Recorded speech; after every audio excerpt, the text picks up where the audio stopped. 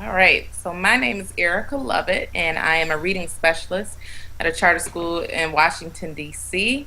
I've been teaching and working in education going on 15 years. Got my start in my hometown of Syracuse, New York. So directly after college, jumped right into the classroom, and I've been there ever since. I've been everything from a substitute teacher to an alternative learning teacher, seventh grade, sixth grade, a dean for academics for grade 3 through 5, and now I'm in the role as a reading specialist and loving that position. Can you tell the parents what role a reading specialist actually does? We are basically there. It's kind of like a 50-50 job. Not only do we help students gain those basic skills and foundational skills for reading, but we also help teachers with helping them to discover different ways and to address student learning styles and student learning needs. I also work with different reading assessments at the beginning of the year, trying to gauge where students are as far as their Lexile levels, their reading abilities, and seeing what we need to do to take them to achieve success for the school year. So it's a lot to it. It's a good job. Pull small groups out and work on different skills and strategies. Also push in the classroom and kind of do like a co-teaching type of thing with the teachers, and as well as working with small groups inside the classroom too, with students who has been identified with a need for help in certain areas. It's a combination of things. One thing that we do at the beginning of the year, we do different assessments, which you might be familiar with, running records. So that kind of gauges us with their vocabulary, their phonics, the phonemic awareness, their comprehension abilities in the older grades. So it kind of gives us a gauge as to where that student is currently at their proper level. We also do STAR testing, or STAR Renaissance testing, which gives us specific data based on all types of skills, a broad range of skills, and it helps us type of narrow down where the student is at. We use that along with the classroom observation from the teachers as well. So with those combination of things, we're able to kind of pinpoint the student's strengths and weaknesses and formulate a plan to get them where they need to be throughout the school year. We use everything from small group working on comprehension packets to maybe older grades doing main ID in detail, younger grades practicing with letter sounds and phonemic awareness, making sure that they can put the word together in a syllabic fashion. So it's a lot of different things. We also incorporate technology into the scheme of things as well. So we have them working on different programs that we kind of can adjust and address the needs that they may have. We are sometimes able to group students by ability grouping, so we can kind of see if, okay, there's 4 or 5 that need help with the vocabulary and comprehension, and then there's another 5 that may need help just from the basics in the class with how to spell and how to actually sound words out. So I mean, it varies different. Each child has their own individual learning styles. So that's the kind of the gift that a teacher has, is being able to adapt and teach to each child's learning style, which can be sometimes 22 or 23 in a classroom at a time.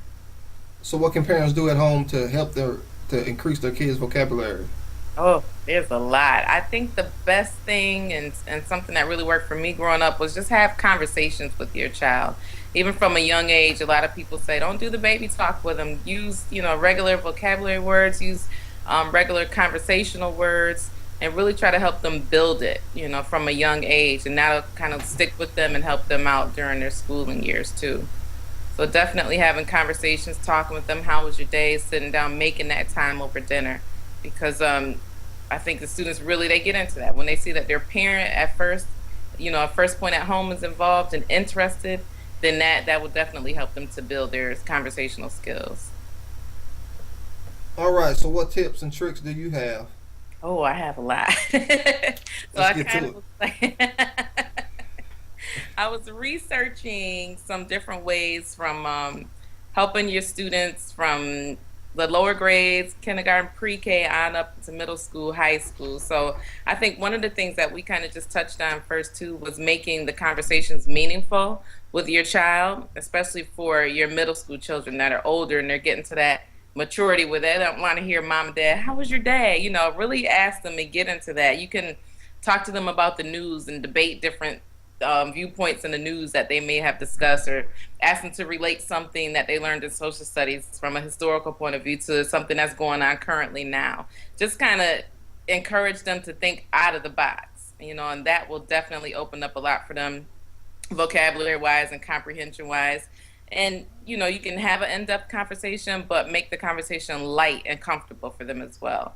Because we all know if we're nervous, we might start stumbling, we might start beatboxing over our words. But when the conversation is lighthearted and comfortable, the student they're going to really get into that, and they're going to really want to talk and open up. Another way is reading together. Take that time out in the evening, 20 minutes. Even if you don't have that, 10 to 15 minutes, just to let them read something. Let them have that choice. Go to the library. I definitely encourage students and parents as well to come into the child's school, go into the library, go into the classroom, ask the teacher, what's my child's lexile level? What's their reading level? Take them into the library, work with your librarian, and let them look around and find text and information from nonfiction to fiction articles, whatever it may be that interests them. Just let them find something that captures their interest and something that they're really going to be able to obtain that information and give it right back to you in a conversation. As a literacy professional, what are your thoughts about meeting students through music? Oh gosh. I love music. I happen to be a singer myself, so that's kind of like my second career. So I talk Wow. to yeah. So I talk to my students about music a lot. It's not something I really share with them, from the jump because I want them to see me as Miss Lovett, the educator first. But a lot of over the years, a lot of students have found out, Miss Lovett, I saw you on stage at this fair. Was that you? And I'm like, no, it was my twin, but but no, it was me. So we talk about music a lot, and they always ask me, do you write? How do you know what to write? How do you know what to say? And I kind of help them. A strategy that we use in the classroom is making text to real world connections. So it's kind of like taking things that happen to you in everyday life and putting them down on a paper and a pen. So encouraging them to write their feelings, whether it be a journal entry, whether it be writing poetry, creative with a short story, whatever it can be, something that can help them just get those emotions and those thoughts out on paper, and they love it. They love that stuff. I mean, there's some definitely some music out here that we may not want them to learn that vocabulary, but there's a ton of music out here too that can definitely help them to open up their vocabulary. Um, you can have them compare and contrast songs, maybe compare and contrast songs from the 50s and the 60s as to how singers and rappers write music now, and they can kind of go in and see the flow of the verses and how things are written, why some songs rhyme and some may not. So there's a lot that you can do through music and studying the words and the vocabulary in that. There's a lot that you can tie into to get that students' interest and get their engagement, get them really thinking about things like that. Okay. As far as vocabulary, is there a set number that of words or vocabulary that a student should know, say in the first grade or the second grade or the sixth grade? If so, where can parents find that information? I mean, we start usually like in the first grade, maybe I want to say between 50 and 100 words. We really want them to know, and then from there they should grow subsequently at least 50 to 100 words every school year. So we really want their vocabulary to be broad, and parents can definitely do that by practice. Practice makes perfect. Have them do. They have a word of the week at school in our school that we learn, and they learn the definition of it. They learn to put it in a sentence. Parents can do that at home as well. For the younger kids, label things at home. Label the refrigerator, label the couch, label the television.